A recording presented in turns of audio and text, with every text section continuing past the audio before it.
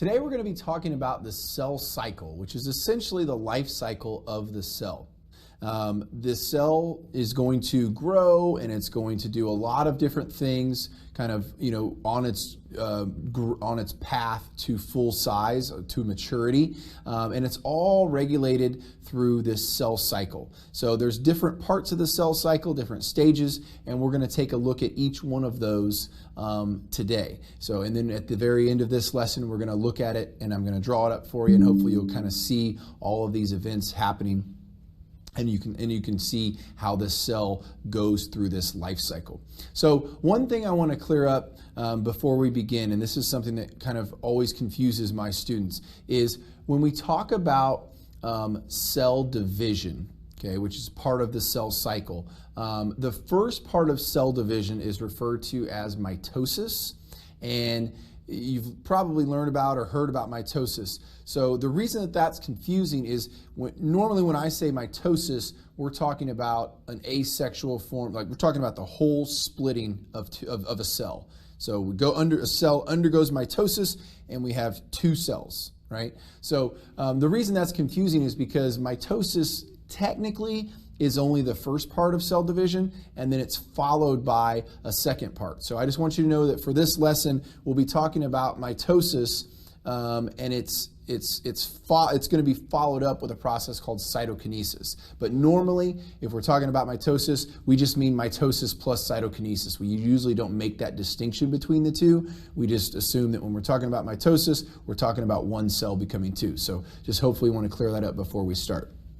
So whenever we're going to go through the cell cycle, when the cell cycle is complete, what we're going to do is we're going to have two identical cells. So a cell it's a cell, and that cell is going to grow, and then that cell is going to reach full size, and before it encounters any of those problems that we've talked about, like DNA overload or the exchange rate of materials, it's going to say, we need to divide.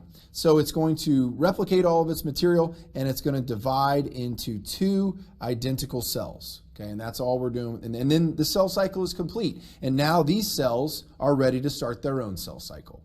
They're going to grow, and then when they reach full size, they're going to undergo division, just like the cell that created them. Okay. So because these two cells are identical to one another, this type of cell division is termed asexual, which means non-sexual. So you only need one cell to create two. Before we do, or I guess once we've divided two cells, we're going to enter something called interphase. And the term or the prefix inter kind of means between. So if you think of like an interstate, it is a highway that runs between states, right? Or if you think about intermission happens between acts of a play or a performance or something along those lines. So interphase is the time spent between divisions. So this cell underwent division, became two cells. Now we're focused on just this one cell. This cell is going to be in interphase until it reaches full size and starts to divide again. Once it starts the division process and the preparing for division, it's no longer in interphase. So interphase can be broken down into three distinct phases. The first phase in interphase is what is referred to as the G1 phase. So G1 is the first growth phase. So the cell has just been recently created through the process of cell division, and this is just a cell being a cell. I always tell my students, if you were to stop by a cell's house on a Tuesday afternoon, this is where the cell would be. Just normal, nothing fancy, just hanging out, being a cell. This is where a cell is normally going to be, where it's normally going to be at. It's just a normal humdrum kind of thing. So the cell is going to grow, it's going to manufacture proteins, it's going to carry out all of the normal daily cellular activity. At some point during this G1 phase, the cell is going to begin to recognize that it is reaching its full size, that it is perhaps getting close to DNA overload or having a problem with that exchange rate of materials. So rather than allow either one of those problems to occur, the cell is going to signal that it's going to divide. So as soon as that cell signals that it is going to divide, we enter the second part of interphase, which is known as the S phase. The S in the S phase stands for synthesis. And to synthesize means to create or to produce. So what we're going to be creating here is DNA. And when I say create, but really what we're going to be doing is replicating DNA. So we're going to take the DNA that we have inside of our cell and we're going to make a copy of it. Because if we don't copy our DNA before we divide the cell, then we're going to wind up with two cells who each have half of the DNA, and basically it's like having half a brain, right? Completely useless. Or another analogy I always say is, is if you don't divide a cell, let's say you and your friend both got a bike for Christmas, and you have the parts there in front of you, and you only have one instruction booklet. And you say, oh, okay. And you take it and you tear it in half. Well, now you each have the instructions to build half a bike. Completely useless, okay? So before we can divide a cell, we have to make sure we get a copy of its DNA. And so that way, each new cell that's created has its own copy of DNA. Because if that copy is not right, both of those cells will die, okay? The third and final phase within interphase is referred to as the G2 phase, or the second growth phase. So this is kind of the final preparation for mitosis, the final prep before we divide the cell's nucleus. So what we're going to do here is we're actually going to allow the cell to grow a little bit bigger.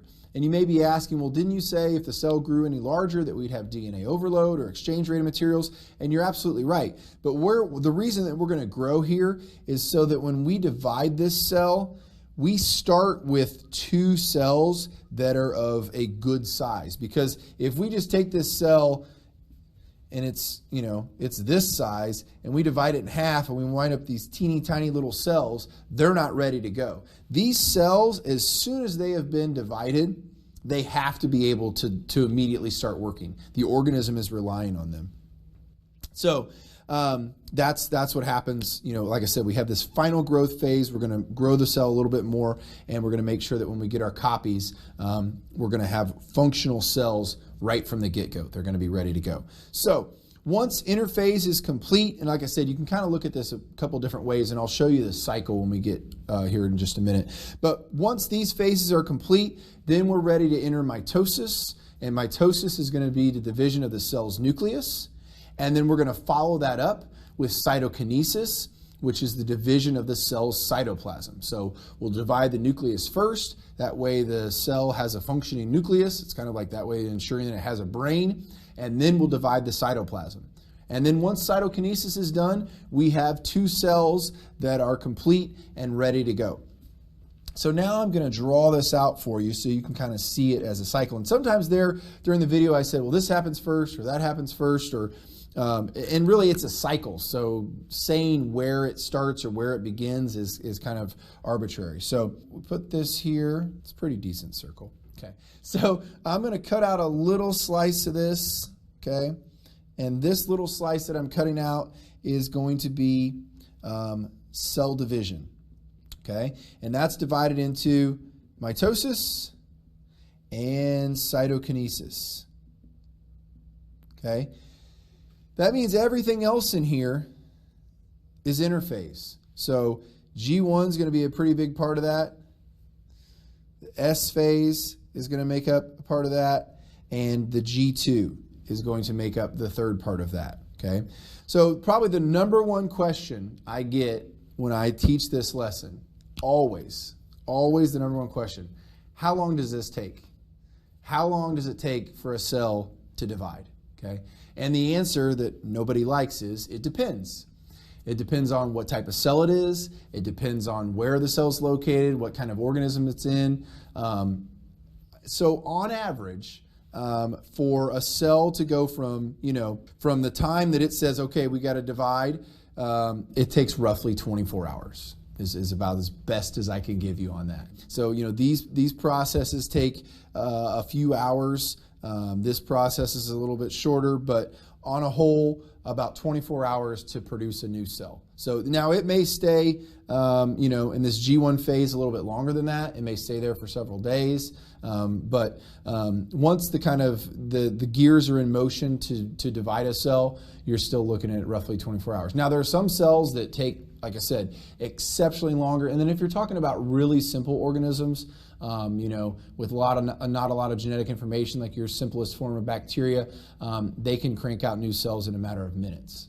Okay, and that's one of the reasons why bacterial colonies can grow so fast. You get one cell of bacteria and you put it on an agar plate, and you come in the next day and check it, and you now have 150 million cells that have produced overnight or whatever the case may be, because they start growing exponentially. But normally, for our cells, you can say this whole process takes about 24 hours. And that's the cell cycle from start to finish. And this is the life cycle of a cell, because really, once you divide the cell, that cell's not dead, but it is starting a new cycle, because the cell that it creates, it's made up of the old cell, right? We've got one cell that becomes two new cells. So this cell really kind of ceases to exist once it's undergone division. So that's why we say the cycle starts over, and now each one of these cells are on their own cell cycle.